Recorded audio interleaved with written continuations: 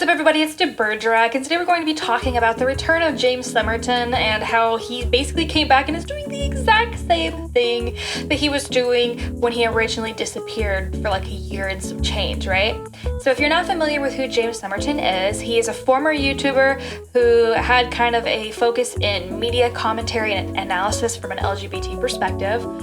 He would kind of talk about like Disney villains was one of like the big ones for him, but mostly just popular culture and film, books, television, music, you name it. He talked about it from this perspective and this kind of critical perspective as a gay man.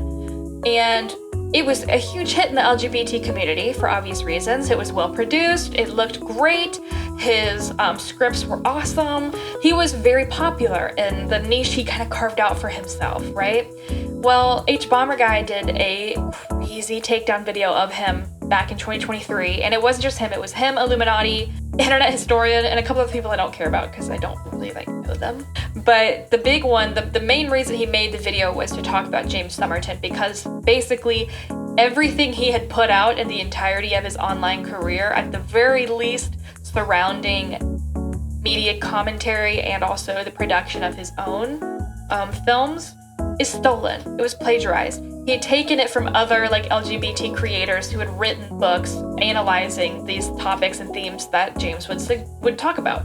And when he would write his scripts, or I say write, it's very loose, but when he would make these scripts, it was almost, if not always, beat for beat, word for word, taken from these other sources.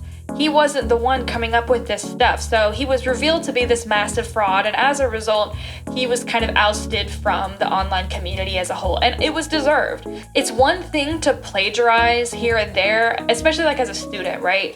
I can understand somebody kind of doing that and then learning from it and never doing it again. It is another thing to do it and make hundreds of thousands of dollars doing it and continuing it, the grift, for years. To make a career out of stealing from other people who are nowhere near as fortunate as you is just disgusting and pathetic, okay? So I don't lose any love for James losing everything. It was kind of deserved. And when he came back, or he would attempt to come back, he would attempt to apologize. He would kind of say, I promise we're going to make these movies that were crowdfunded, that, you guys have put the money in. I am not going to walk away without letting these creations see the light of day. He walked away, and we haven't heard anything about them since. Radio silence. He did try to manipulate his way through his quote-unquote apology. He did more than one. This whole time he's acting so sad and so distraught. There were comments and there were things he was saying or suggesting he was going to take his own life. And then we find out that this whole time he's been quiet and sad and lachrymose and on the precipice of doing something irreversible. He was like taking nude pictures of himself and posting them online on a separate account, like a private account, right?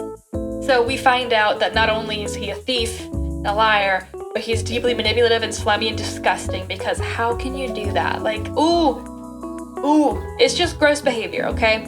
So I don't have any sympathy for him. It's kind of shocking that it took him this long to find a way to come back. But at the same time, I do want to say that I wouldn't be talking about this if not for the reason why he came back into the public eye at all. Because he resurfaced as a wedding photographer and owning his own studio for wedding photography. And that's fine. That has nothing to do with YouTube. That has nothing to do with what his channel was all about. He carved out his own path elsewhere, and he was doing his own thing. That's the most you can ask for. I think it was ballsy that he used his actual name, because that's how we discovered this. Everything's under his name is James Somerton. If he hadn't have done that, I don't know that we would have discovered it. But, aside from that, his profile picture, it's literally him. So what made this such a problem and why it blew up all of a sudden is because his wedding photography company uses plagiarized photographs in the portfolio. He literally did not learn anything after getting decimated by a 10 million plus view video, followed by kind of the wrath of the internet, right? I don't know how you do that. But we found this out because we had this post by Amy here on Twitter. It says here that James Somerton is working as a wedding photographer with a plagiarized portfolio. This was originally discovered on Tumblr and then was moved over to Twitter. And we have this summary about meeting the team, right? Here's a screenshot. And it says James Somerton is the owner of the company, right? Owner of the studio. And the way he describes himself is as follows. James Somerton is a seasoned professional in the field of video production. Okay, interesting way of putting that. With over 15 years of experience, James brings an exceptional level of expertise and creativity to the wedding industry. Okay. Making him a trusted name among couples seeking to immortalize their special day. Beyond his technical capabilities, James is known for his warm, approachable demeanor, making him a favorite among clients and a pleasure to work with on what is often one of the most important days of their lives.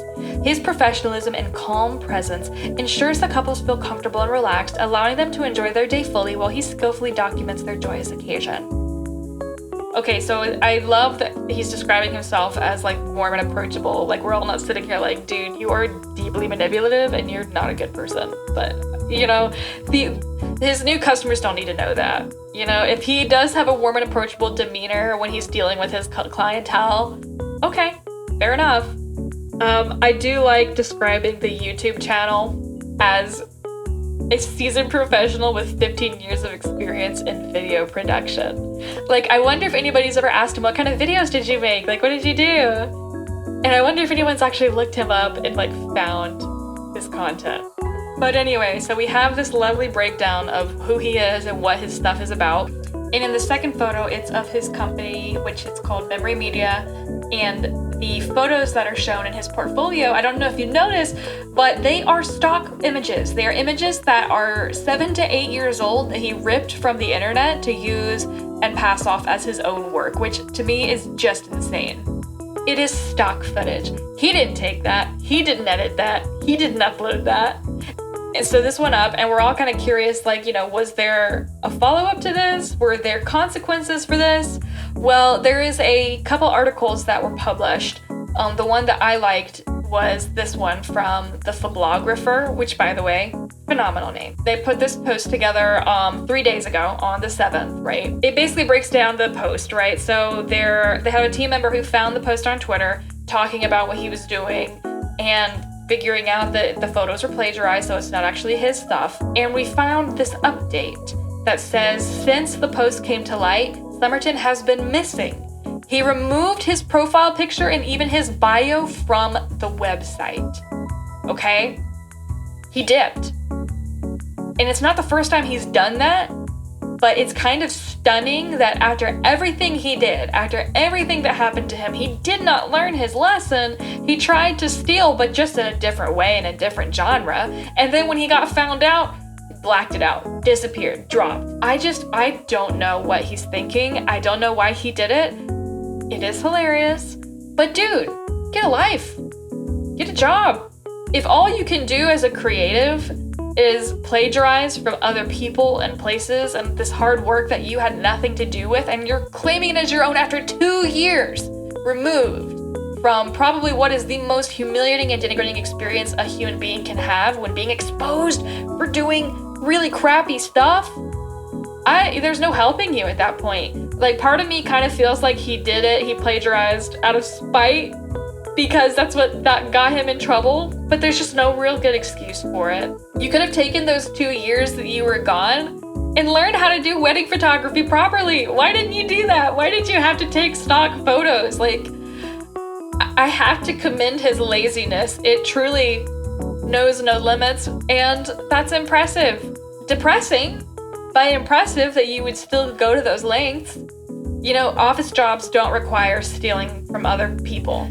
Either way, it's crazy. I cannot believe that he tried to come back doing the same shit under the same name with the same picture.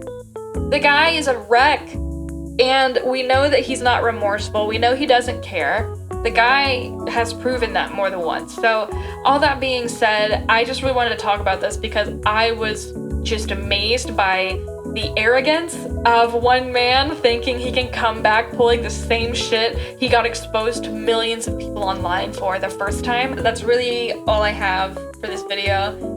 I will see you guys in the next one, and if you haven't watched H Bomber Guy's video, go check that out. I will link it below. I'd be shocked if you haven't seen it, but it's a banger. I've rewatched it like 3 times. Alright, see ya.